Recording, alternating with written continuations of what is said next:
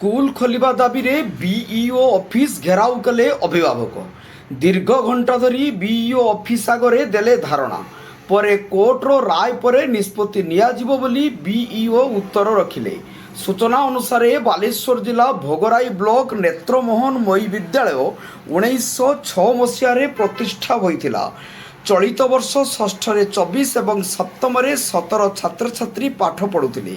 ତେବେ ଏହି ସ୍କୁଲଟି ଅନୁଦାନ ପ୍ରାପ୍ତ ସ୍କୁଲ ଯୋଗୁଁ ପ୍ରଧାନ ଶିକ୍ଷକ ଓ ସହକାରୀ ଶିକ୍ଷକ ଅବସର ନେବା ପରେ କେବଳ ଡେପୁଟେସନରେ ଜଣେ ଦୁଇ ଜଣ ଶିକ୍ଷକଙ୍କୁ ନେଇ ଶିକ୍ଷାଦାନ କରାଯାଉଥିଲା।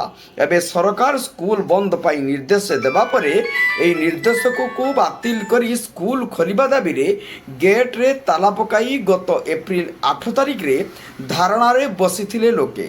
କିନ୍ତୁ ବହୁ ବିଳମ୍ବ ପରେ ମଧ୍ୟ ସ୍କୁଲ ନ ଖୋଲିବା ଯୋଗୁଁ ଅଭିଭାବକମାନେ ପୁଣି ହାଇକୋର୍ଟରେ ଏକ ମାମଲା ଦାୟର କରିଥିଲେ, ଯାହାକୁ ନେଇ ଆସନ୍ତା 2 ତାରିଖ ସୁଦ୍ଧା ବ୍ଲକ ଶିକ୍ଷା ଅଧିକାରୀ କୋର୍ଟ ପାଖରେ ତଥ୍ୟ ରଖିବାକୁ ନୋଟିସ୍ କରିଛନ୍ତି।